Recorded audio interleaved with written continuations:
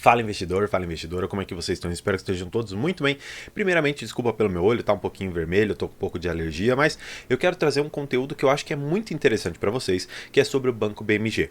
Aqui, basicamente, vai ser uma conversa olho no olho, porque eu quero trabalhar com vocês algumas expectativas que você deve ter nessa empresa e que se os resultados não vierem em linha com aquilo que a gente está esperando, eu acredito que a posição ela deve ser revisitada para que você veja, talvez nos atuais fundamentos, se é uma empresa que deve permanecer no seu portfólio. Agora, a pergunta que todos querem saber é: será que ela continuará pagando 10, 15, 20, 30, talvez até por cento de yield em relação àquilo que você pagou pela empresa? Eu já vou te antecipar de uma certa maneira que muito provavelmente sim, mas lá no futuro. Por quê? E todos esses motivos eu vou trazer para você logo após o evento. Então, vamos pro vídeo.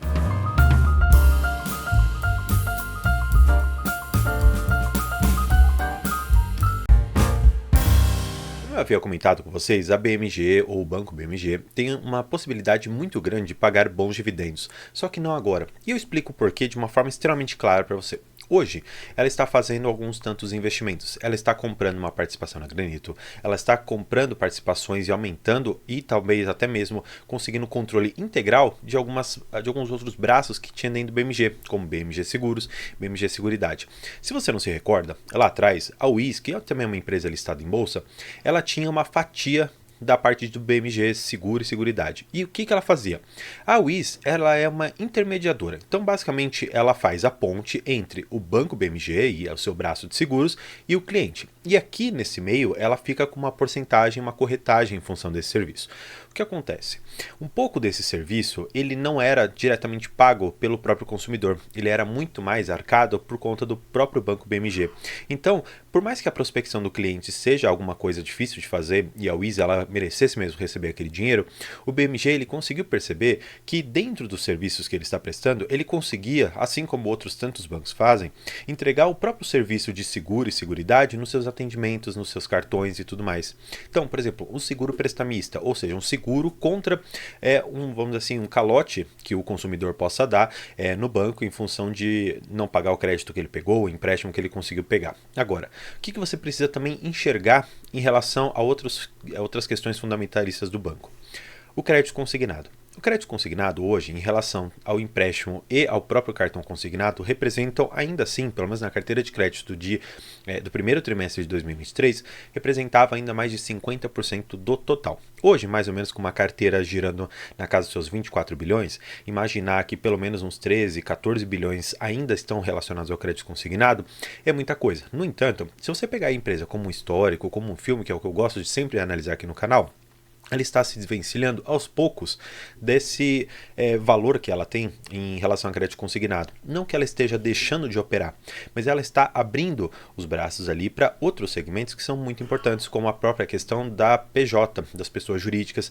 Essa questão de varejo para empresas, vamos dizer assim, é muito lucrativa, só que também pode ter um outro ponto muito perverso. E que ponto seria esse? Quando uma empresa ela não consegue pagar, a gente está falando aqui, e talvez dependendo do tamanho da empresa, de 100, 200, 300 até 1 milhão de reais ou muito mais que isso.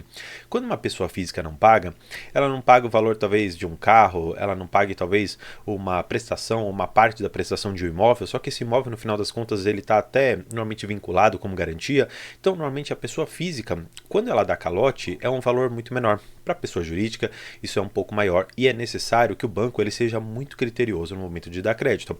Em relação, por exemplo, ao evento de Americanas, que afastou quase todos os bancos e deu uma certa segurança em relação àquilo que nós estamos concedendo de crédito para as pessoas. Por quê? Quando a Americanas ela veio e mostrou aquele rombo gigantesco e a Americanas trouxe ali para dentro do Banco do Brasil, para dentro do Santander, para dentro especialmente do Bradesco, alguns resultados extremamente negativos, a gente conseguiu então enxergar a necessidade de você fazer uma concessão de crédito responsável, uma concessão de crédito muito mais detalhada.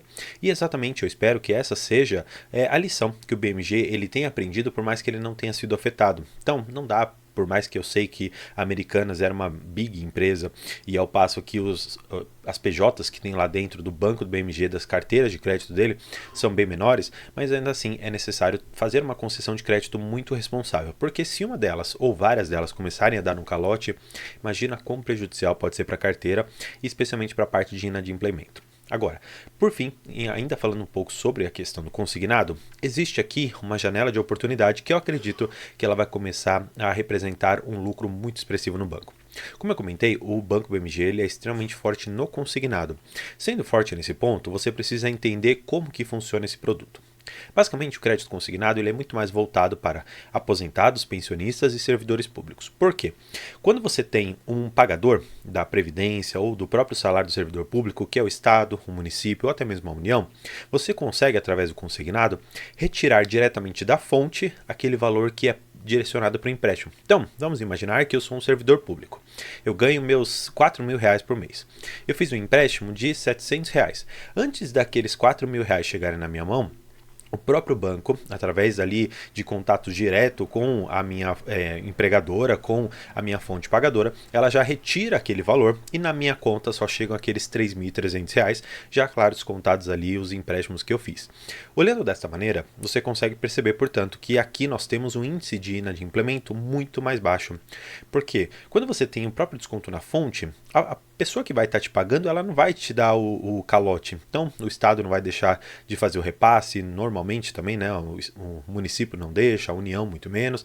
Então, você tem uma segurança muito maior. Qual que é o problema aí? Você tem uma lei, primeiro, que você limita hoje, se eu não me engano, a 30% ou 35% do total de crédito consignado em relação ao seu valor. Então, se você tem R$ 10.000, você só pode deixar em consignado R$ 3.000 ou 3.500, a depender ali se a lei que tinha aumentado esse percentual ainda permanecer vigente, que eu ainda não fiz essa pesquisa. Mas o Banco BMG ele é muito forte nisso.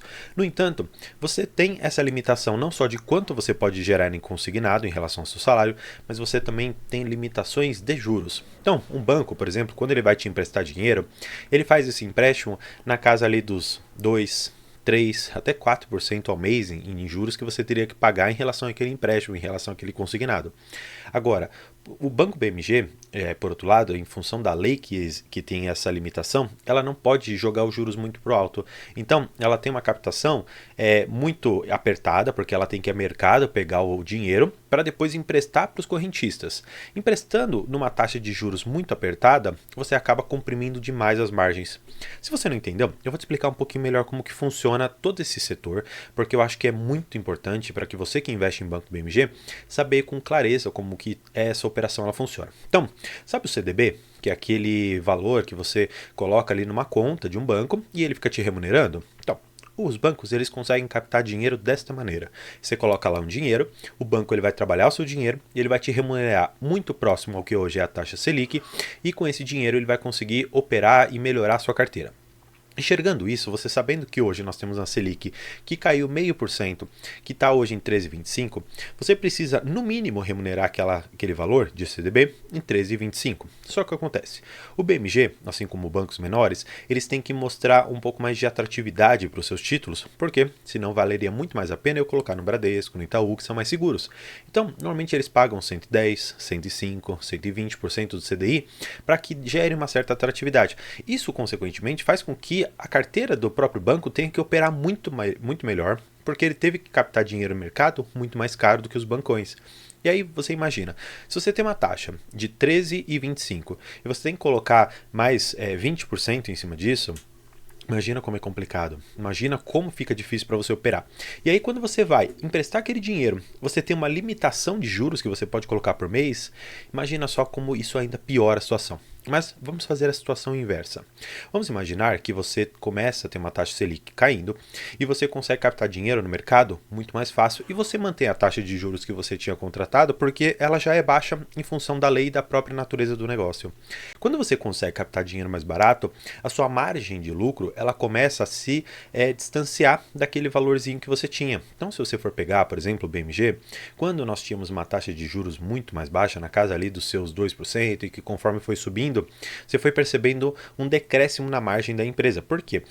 Por mais que algumas carteiras elas estivessem rendendo bem, porque o banco ainda tinha dinheiro que ele tinha captado lá atrás, quando esse ciclo da carteira se renova, você precisa mais uma vez captar dinheiro no mercado e fazer esse empréstimo para as pessoas. Quando você chega nesse determinado momento e você consegue enxergar uma margem mais comprimida, aí o banco ele apresenta resultados muito pequenos, como foi o que ele deu agora, na casa ali dos seus 20 milhões, 30 milhões, Então, realmente não é um valor que eu considero muito razoável para este banco. Agora, por fim, o que eu acho que você precisa ter de noção dessa empresa e aqui um panorama geral? É possível que ele pague mais dividendos? Sim, é muito possível e eu te explico de forma extremamente clara. Taxa de juros caindo. Lembrando a questão do empréstimo consignado que eu expliquei para você, que você começa a aumentar o spread, ou seja, a diferença entre aquilo que você capta no mercado e aquilo que você consegue repassar para o consumidor, que você consegue passar para o correntista. Além disso, ela está abrindo o braço para a questão de seguro, seguridade, está abrindo parte ali para uma gestão de capital.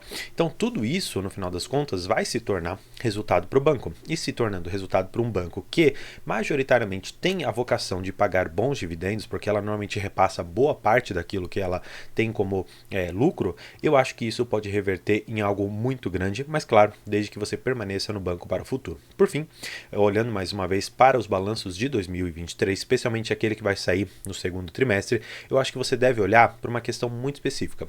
Eles não pagaram dividendos para a gente. Eles anunciaram no fato relevante que no segundo trimestre de 2023 eles não fariam pagamento, contrariando um pouco aquilo que eles tinham dito, porque eles disseram que o pagamento ele não seria mais anual, seria trimestral. No segundo trimestre eles disseram que não iriam pagar. Agora, eu quero saber o que vocês fizeram com esse dinheiro.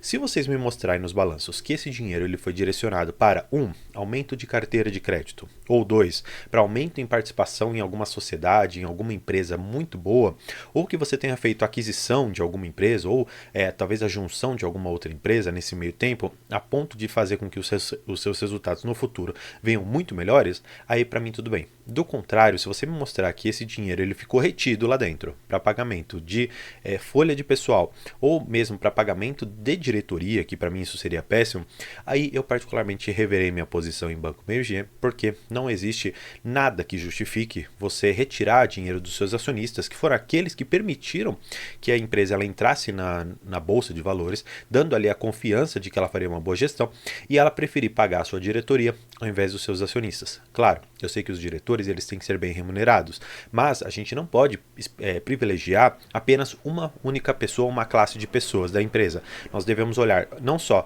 para aqueles que tocam o negócio, mas também para aqueles que financiaram o crescimento da empresa por meio do lançamento das ações em bolsa de valores. Então, espero que tenha gostado do vídeo. Não se esqueça de curtir. Claro, se você gostar do conteúdo, também pode se inscrever. E aqui no primeiro link você vai encontrar o nosso grupo do WhatsApp, no qual eu converso diariamente com todas as pessoas que estão lá a respeito do mercado financeiro, e já somos quase 60 pessoas diariamente falando sobre ativos e fundos imobiliários. Então, convido você mais uma vez e por hoje é isso. Muito obrigado e